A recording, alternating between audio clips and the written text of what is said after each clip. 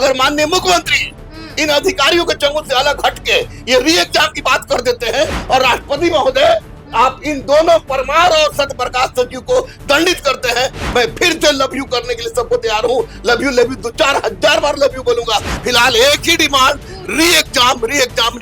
रहमान के खून से संभव होता है तो रहमान अपना खून बहाने के लिए तैयार है, जो परसों करके दिखाएंगे। नमस्कार, हमारा नाम है समरीन और आपने देखना शुरू कर दिया है लाइव सिटीज। देखिए, कहा जाता है कि गुरु बिना ज्ञान नहीं, गुरु बिना ना कोई आस।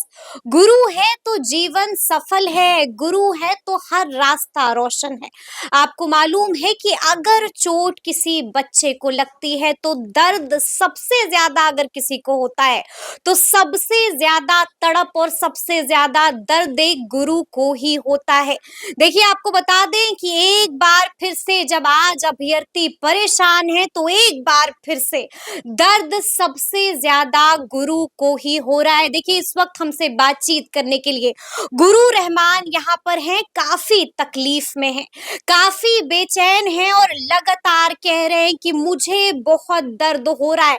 दर्द क्यों हो रहा है, इतनी बेचैनी क्यों है, आइए फिर इसका जवाब सीधा जानेंगे गुरु रहमान से। सबसे पहले बहुत शुक्रिया, बहुत बहुत धन्यवाद, बहुत बहुत धन्यवाद। गुरु जी, इतना बेचैन क्यों है, इतना तकलीफ में क्यों है, क्या हो गया? जब कहा जाता है ना कि जब अध्यक्ष और सचिव बहरे हो गए हैं, पहले तो मैं झूठा कहता था, अब उनको बहरा भी कह रहा हूँ, उन लोगों से कान पर कोई जू ही नहीं लग रहा है। बच्चे तड़प रहे हैं, बच्चे बिलख रहे हैं, हर बच्चों के दिल में दर्द है कि क्या होगा क्या होगा क्या होगा। और आज हाईकोर्ट में सुनवाई था, उसका क्लियर नहीं हुआ।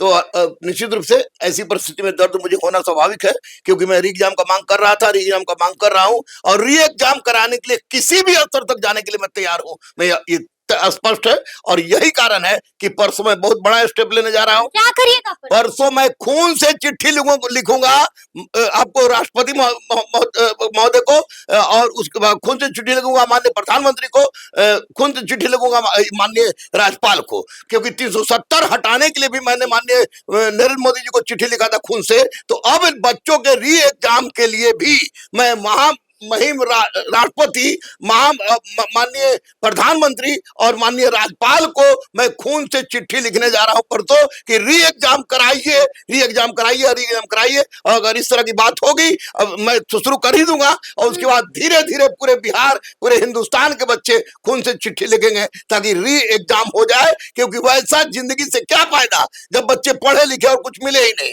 तो ऐसी परिस्थिति में मैंने तय कर लिया है कि 370 हटाने के लिए जो मैंने किया था, फिर री एग्जाम के लिए परसों खून से मैं चिट्ठी लिखूंगा तो लिखूंगा। गुरु जी, आप गुरु हैं, इतनी उम्र हो गई है आपकी, लेकिन आप आज भी हरकत बच्चों वाली कर रहे हैं। ये खून से चिट्ठी कौन लिखता है गुरु जी? पागल आदमी लिखता है, मैं पागल हूँ। बच्चों को पागल बनाया परमार ने, बच्चों को पागल बनाया सचिव ने, बच्चों को पागल बनाया एग्जामिनेशन कंट्रोलर ने। और ऐसी परिस्थिति में मेरी उम्र भले 47 साल हो गई हो, लेकिन मैं अगर 90 साल का रहता, जिंदा रहता, तो उस समय भी इन बच्चों की तकलीफ को कोई ना माँ बाप देख सकता है ना गुरु देख सकता है। मैं खून से चिट्ठी लिखता, मैं खून से चिट्ठी लिखूंगा, चाहे लोग मुझे पागल कहें, चाहे कुछ भी कहें, क्योंकि री एग्जाम मेरा एकमात्र उद्देश्य था, री एग्जाम मेरा एकमात्र उद्देश्य है। और उसके लिए खून से चिट्ठी मैं लिख रहा हूं, इसलिए ताकि महामहिम राष्ट्रपति, माननीय प्रधानमंत्री, माननीय राज्यपाल के समझ में आए कि बच्चों के साथ वास्तव में गलत हुआ है।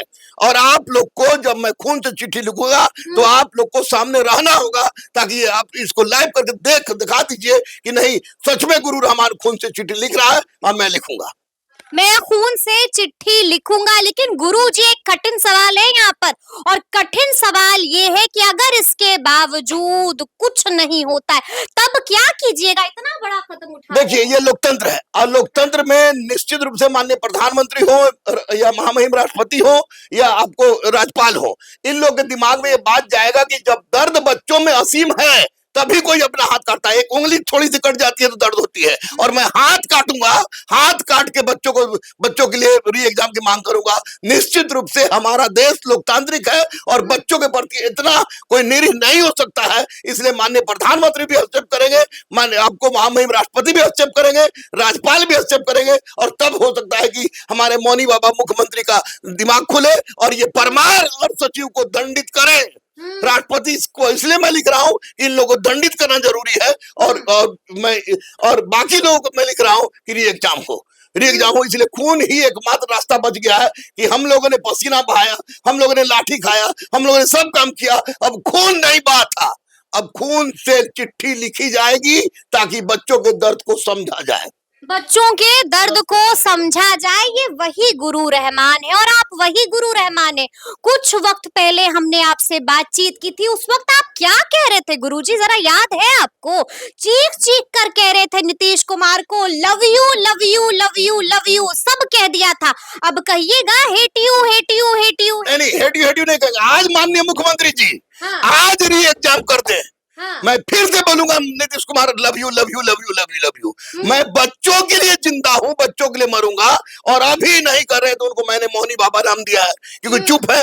अधिकारियों ने मिलकर मुख्यमंत्री को दिग्भ्रमित कर रखा है। माननीय मुख्यमंत्री आज री एग्जाम कर दे, तो परसों मैं खुद चिट्ठी एग्जाम नहीं लिखूंगा चिट्ठी और लव यू। एक मुलाकात की मांग तो कब से हो रही है गुरुजी, एक मुलाकात तो अब तक मुमकिन हो ही नहीं पाई है। कहाँ री एग्जाम? मुख्यमंत्री से मुलाकात, देखिए एक चुनाव है अब मुख्यमंत्री अभी कहा नवंबर में, कभी भी है। सरकार जनता को नहीं चुनती है, जनता सरकार को चुनती है।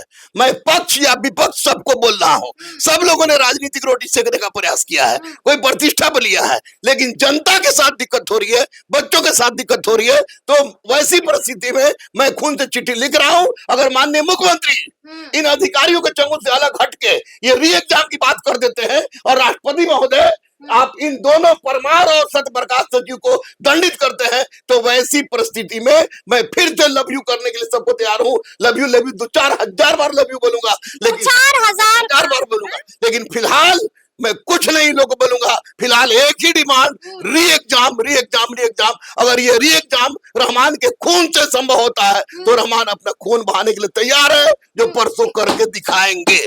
गुरुजी एक बात बताइए, घर में पत्नी को बताया है, आज तक आपने ये खून वाली चिट्ठी जो है अपनी मैम के लिए नहीं लिखा होगा? देखिए मैम के लिए क्यों चिट्ठी लिखेंगे?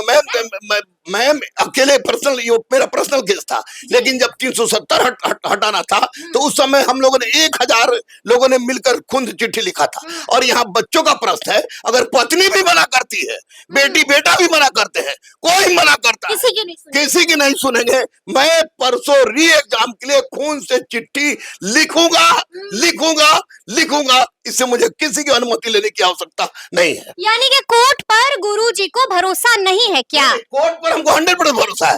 कोर्ट ने रिजेक्ट, कल आपको मालूम है ना कि बड़ा दिन है, कल सुनवाई होनी इसीलिए तो परसों डेट मैंने रखा है। अच्छा, परसों डेट इसीलिए रखा है कि अगर कोर्ट में कुछ नहीं होता है तो सुप्रीम कोर्ट में जब तक जाए तब तक ये माननीय मुख्यमंत्री कुछ स्टेप ले, और इन दोनों को, जिसका नाम मनु भाई परमार है, जिसका नाम सत्यप्रकाश शर्मा है, इन लोग बच्चों को दिग्भ्रमित कर दिया है।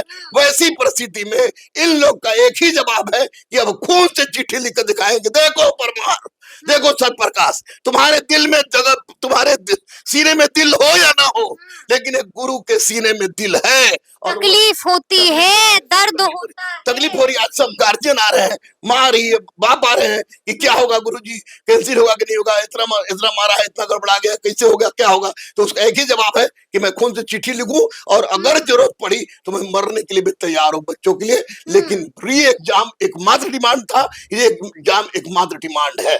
और मैं मानहानि का भी केस करने जा रहा हूँ। मानहानि का केस किस पर? अध्यक्ष पर, सचिव पर, क्योंकि उन लोगों ने मेंटल ट्रामा में डाला है हम लोग को। अब मेंटल ट्रामा में डालने का मतलब कि उन लोग पर मानहानि का केस करेंगे।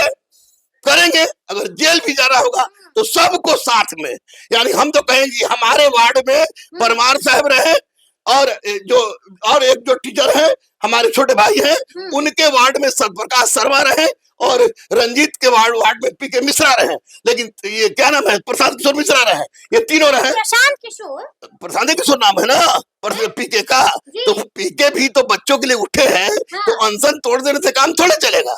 अब बच्चों का हक जब तक पूरा नहीं होता है, तब तक मांग पूरी नहीं होती है, तब तक किसी भी चीज का कोई मतलब नहीं है। मैं खून से चिट्ठी लिखने जा रहा हूँ। याद रखिए परमार साहब, याद रखिए सत्यप्रकाश शर्मा, मेरी शुरुआत बिहार के 10 लाख 10 करोड़ से ज्यादा लोग खून से चिट्ठी लिखने के लिए तैयार हैं। अगर आप लोग की इसी तरह से हठधर्मिता चलती रही तो बच्चों के जिंदगी के साथ खेलने का बड़ी शौक है ना।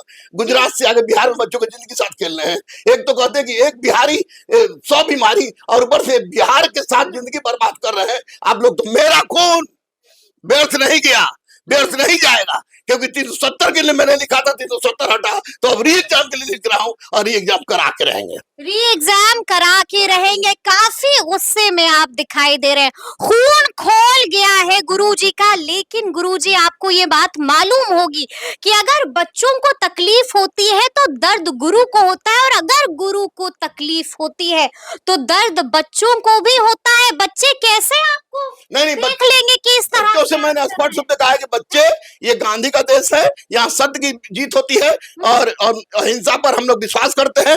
आप लोग बिल्कुल शांत रहिए। देखते हैं कि परमार की कौन नोटिस हम लोग को जेल भिजवाती है, जरा उसको भी देख ले। लीगल नोटिस का भी कोई फायदा नहीं हुआ। अरे उनके लीगल नोटिस, अभी भी आप चुप नहीं हो रहे, अभी भी आप साइलेंट नहीं हो रहे। काहे का साइलेंट हो? चुप होइए थोड़ा, झूठे आज थोड़ा कम बोलिए गुरुजी। ज्यादा बोलेंगे, ज्यादा बोलेंगे, क्योंकि परमार सतप्रकाश झूठे हैं और इन लोगों ने बच्चों के साथ जिंदगी खिलवाड़ किया है। फिर माफी मांगना पड़ेगा, जिंदगी में फिर आ जाएगी लीगल नोटिस। तैयार है? 2-4 करोड़ लीगल नोटिस भेजे, उसके पहले मैं लीगल नोटिस भेज रहा हूँ मेंटल ट्रामा में डालने का। और परसों खून से लिखने के बाद मेरी इतिहास अब शुरू हो गई इनसे लड़ाई की। व्यक्तिगत लड़ाई नहीं है, बच्चों के हित की लड़ाई है। री एग्जाम होना चाहिए, री एग्जाम होना ही चाहिए, और इसके लिए खून से बढ़ के मेरे पास और कुछ नहीं था कि मैं लिख दूं। इसलिए खून से मैं चिट्ठी लिखूंगा ताकि री एग्जाम हो। माननीय मुख्यमंत्री के पास भी बात पहुंचे, प्रेसिडेंट के पास तो मैं लिख ही रहा हूँ, प्रधानमंत्री के पास लिख ही रहा हूँ, राज्यपाल के पास लिख ही रहा हूँ। बच्चों के दर्द का ये इंडिकेशन है कि ये गुरु पागल हो गया है, और ये परमार के लिए, बच्चों के लिए गुरु पागल हो गया है, और परमार ने जो काम किया है उसके लिए खून की एक शुरुआत है निश्चित रूप से। नहीं तो हर बच्चे अगर 370 हटाने के जैसा अगर लिखना शुरू कर दिए खून से चिट्ठी, तो परमार और सतप्रकाश आपको भारत में तो जगह नहीं मिलेगी, क्योंकि यह किसी भी परिस्थिति में बच्चों की जिंदगी के साथ खेला जाए। अच्छा गुरुजी, एक बात बताइए, खबर आपने भी देखी होगी कि प्रशांत किशोर कल अपना आमरण अनशन तोड़ रहे हैं। इसको आप कैसे देखिए, कोई भी ठीक कर रहे हैं, गलत कर रहे हैं क्या? देखिए, ये मैं नहीं कहूंगा कुछ भी कि कोई भी राजनीतिक दल से मुझे कोई मतलब नहीं है। मैं किसी बच्चों ही के लिए, आपके ही बच्चों के लिए आमरण अनशन पर इतने दिनों से बैठे थे। वो परसों अनशन तोड़े मुझे कोई मतलब नहीं। कल तोड़ रहे तोड़े, कोई मतलब नहीं है, लेकिन बच्चों की मांग पूरी नहीं ना हुई। बच्चों की मांग पूरी नहीं हुई तो परसों मैं खून से लेटर लिख रहा हूँ। खून से लेटर लिख रहा हूँ। कल का दिन बचा हुआ है, कल सुनवाई होनी है। कल अगर री एग्जाम हो गया तो मैं यहाँ से दौड़ते हुए माननीय मुख्यमंत्री को आई लव यू बोलते हुए जाऊंगा, और दौड़ते हुए सतप्रकाश को बोलूंगा, सतप्रकाश और परमार को बोलूंगा कि चलिए, आप लोग बहुत महान हैं, लेकिन आप लोग सीनियर हैं, इसलिए आप लोग से हम प्रेम करते हैं, और चलिए अब माफी मांग रहे हैं। लेकिन री एग्जाम के पहले माफी में मौत शब्द का उच्चारण मेरे मुंह से नहीं निकलेगा, माँ का भी उच्चारण नहीं निकलेगा, और जेल जाने के लिए मैं तैयार हूँ। मैंने तो कुछ कपड़ा भी सिलवा लिया है जेल में पहनने के लिए कि चले, और परमार साहब को और सतप्रकाश शर्मा को भी सिलवा लेना चाहिए कि चलिए बैठ के वो लोग हमारे ही वार्ड में उन लोग को दे तो ज्यादा अच्छा रहेगा। चलिए चलिए, तो ये हैं गुरु रहमान, काफी गुस्से में दिखाई दे रहे हैं। देखिए, बड़ी बात भी कह दी है और बता दिया है कि परसों मैं क्या कुछ करने जा रहा हूँ। काफी गुस्से में भी थे, साफ साफ कह रहे हैं कि मुझे तकलीफ हो रही है, मेरा दिल दुख रहा है, और गुस्से से आग बबूला भी हो गए थे। तो फिर ये पूरी बातचीत आपको कैसी लगी है, कमेंट करके हमें जरूर बताइएगा। तो ऐसे तमाम अपडेट्स के लिए बिल्कुल ऐसे ही हमारे साथ बने रहिएगा और देखते रहिएगा लाइव सिटीज। बहुत शुक्रिया।